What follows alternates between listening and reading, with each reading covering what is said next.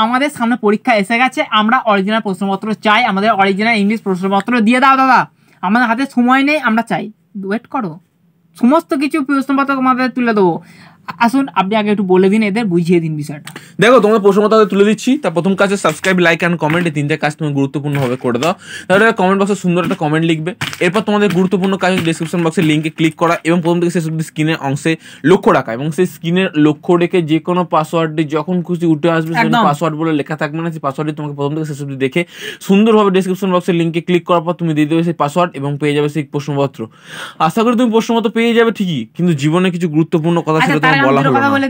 অনেকের প্রশ্ন, দাদা ভিডিওটা ফেক, আচ্ছা দাদা তুমি ভিডিও রিআপলোড করলে কেন, আচ্ছা দাদা তুমি তোমার এই ভিডিও দেখে আমি ফেসে যাবো না তো? বলে রাখি 100% অরিজিনাল ভিডিও, অরিজিনাল প্রশ্নপত্র তোমাদের এই ভিডিওর মাধ্যমে পেয়ে যাবে, ঠিক আছে? শোনো বলে রাখি, এখানে আমাদের দু ধরনের স্টুডেন্ট দেখছে, একটা হচ্ছে ভালো স্টুডেন্ট, একটা হচ্ছে মোটামুটি সারা বছর ভালো করে পড়তে পারেনি সেই স্টুডেন্ট, এবং যারা মনে করছে আমি ফেল করে যাবো, আমি পারবো না, তো তারাই প্রশ্নপত্রের দিকে বেশি ঝোঁক।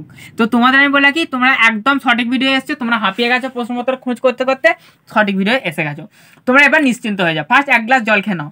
এবার দেখো কী করবে, প্রশ্নপত্র পাওয়ার পর, অর্থাৎ অরিজিনাল প্রশ্নপত্র পাওয়ার পর তোমরা কি করবে, ফার্স্ট এমসিকিউ এসিকিউগুলো করে নিলে, ভালো করে মানে মুখ বুলিয়ে নিলে, একদম চোখ বুলিয়ে নিলে, একদম সব হয়ে গেল, রেডি করে নিলে, তোমার স্যার ম্যাডামদের নিয়ে বা তুমি রাতেই করে ফেললে, বই ফই দেখে নি, হয়ে গেল, মিটে গেল। এবার বড় প্রশ্ন কি করবে, শুধু দেখে নাও কোন জায়গা থেকে কোন লাইনটা এসছে, ঠিক আছে? ঠিক আছে, অর্থাৎ ধরো আমি বলছি তোমাদের যে ইংরাজির যে গল্পগুলো রয়েছে কোন জায়গাতে কী এসে দেখো, শুধু কি করবে, জাস্ট তোমাদের তো এমনি তো ওপরে লেখাই থাকে হেডিংয়ে যে কী করবে, শুধু জাস্ট সেখান থেকে কী করবে, অল্প করে তুমি জাস্ট লাইনগুলো তুলে দেবে, মানে যে লাইন থেকে দিয়েছে জাস্ট তার লাইনের নিচে থেকে শুধু লিখে দেবে, ডটের আগে অবধি লিখে দেবে, ব্যাস তুমি নাম্বার পেয়ে গেলে। এবার দেখো যারা ভালো স্টুডেন্ট তারা তো এমনি প্রশ্ন হতে পারো জুরাল প্রিপারেশন। এখানে কি হলো, আমরা এই কাজটা করার মধ্যে তোমাদের কাছে খারাপ মনে হলো যে আমরা এরকম কেন করলাম, কিন্তু যারা আসল স্টুডেন্ট মানে যারা ভালো করে পড়েছে তারার মুখে হাসি পড়লো, যারা মনে করলো আমি ইংলিশে দুর্বল, আমি পাস করতে পারবো না, তারাও তাদের মুখেও হাসি পড়লো।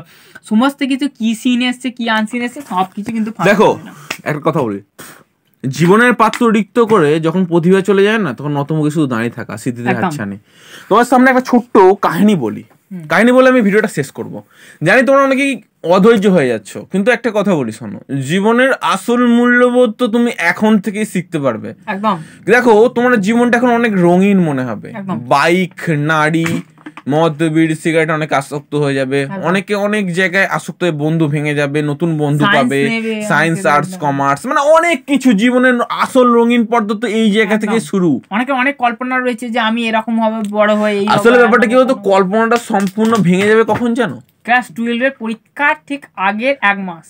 সেখান থেকেও আমি বলতে পারি স্যার আপনি যেটা বললেন সেটা তো ঠিক বলেছেন, কিন্তু তারপরেও বলি এরপরেও কিন্তু ভাঙার একটা জায়গা তৈরি থাকতে পারে। মার্কশিটটা হাতে পাবে, মার্কশিটটা পাবে। দেখো আমি বলেছি ফার্স্টে স্যার ধরুন কেউ একটা ছেলে মাধ্যমিক দিল, মাধ্যমিক দেওয়ার পর খুব ভালো রেজাল্ট করলো, তার পেছনে স্বভাবতই যখন মাধ্যমিকে ভালো রেজাল্ট করবে সে সায়েন্স বা আর্টস কমার্সের মধ্যে সায়েন্সটাকে বেছে নেবে। সেখানে অনেক সুন্দরীর সাথে দেখা হবে, আমি তাকে উপমা দিয়ে বললাম সুন্দরীর সাথে দেখা হবে, তারপর সে হচ্ছে সেখানে প্রেমের আলাপে আলোপন হয়ে যাবে, রঙিন জীবন, নতুন বাইকে চড়তে শিখবে, একটু সিগারেটের ধোঁয়া একটু নিজেকে নিমজ্জিত করতে শিখবে, তারপরে 11-এ উঠে তার রেজাল্টটা সুন্দরভাবে অকৃতকার্য হয়ে যাবে, তারপর সে যা হোক করে উচ্চ মাধ্যমিকে পাসও করে যাবে, পাস করার পর সে জীবনের বাস্তবতাটাও ভুলে যাবে, হাতে কি ধরবে একটা সিগারেট, অবশ্যই জ্বলন্ত সিগারেট আর একটা চায়ের কাপ, তারপরে ধরুন এই জীবনটা চলতে থাকবে। চাটা আমাদের দোকানেই ঘটনাটা করেছে, আর বর্তমানে আমরা কিন্তু এখন চপ ভাজছি।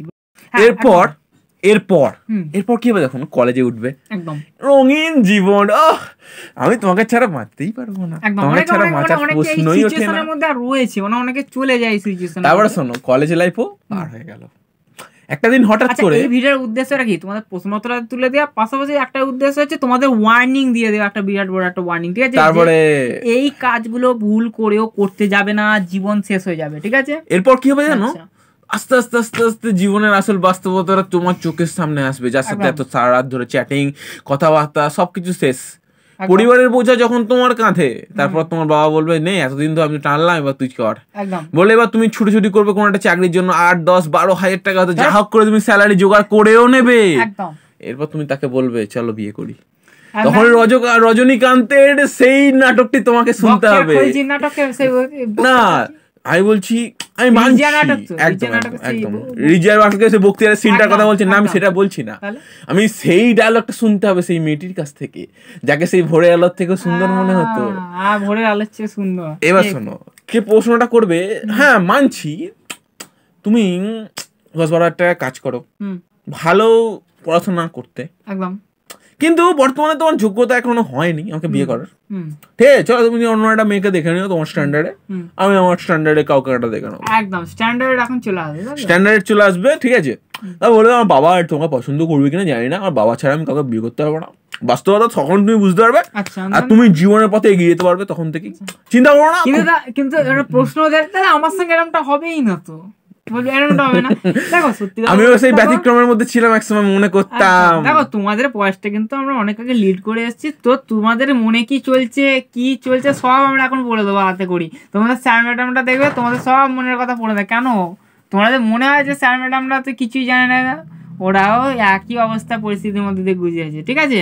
আজ কিছু কিছু তোমাদের মধ্যে স্যার ম্যাডাম রয়েছে যাদের দেখলে মনে হয় কিছু জানে না, ওরা চরম বাস্তবতাকে চেনে বলেই তোমাদের পেটায়, চরম বাস্তবতা চেনে বলে তোমাদের ঘা দেয় যে এই হচ্ছে পড়াশোনা করা ভালো করে। দেখো এখানে বলে রাখি যে আমাদের যে কোয়ালিফিকেশন সেটা কিন্তু যথেষ্ট রয়েছে, তার সত্ত্বেও কিন্তু আমরা এখন চপ সিঙ্গারা ভাবছি, ঠিক আছে। আমরা এখন তেলের বন্ধ করে দিয়েছি দোকান, বন্ধ করে ভেতরে এখন তোমাদের সঙ্গে প্রশ্নোত্তর দিয়ে দিলাম। তারপরে এটা ভেবো না যে তাহলে তোমরা চপ ভাজছো কেন এরকম করছো। দেখো আমরা পড়াশোনা করেছি, পাইনি সেটা দেয়নি সেটা আলাদা বিষয়, কিন্তু তারপরে পড়াশোনা করবো না তোমার যদি ধারণাটা লেগে থাকে তাহলে কিন্তু একদম ভুল ধারণা। তুমি তোমার কাজ করে যাও, কি হবে জানো, শুধু জীবনে বাস্তবতা এটাই দেখো, ধরো তুমি আজ পড়াশোনা কলম ধরেছো, তোমাকে এটাও ধরতে হবে যে আমাকে একদিন হাঁড়ি করাও ধরতে হবে, এইটা নিয়ে তুমি কাজ করো। মনে রাখবে যে কোনো কাজই কিন্তু ছোট নয়, জীবন ধারণের জন্য সব কাজই কিন্তু সমানভাবে করা যায়। চলো ভিডিওটা শেষ করা যাক। তোমাদের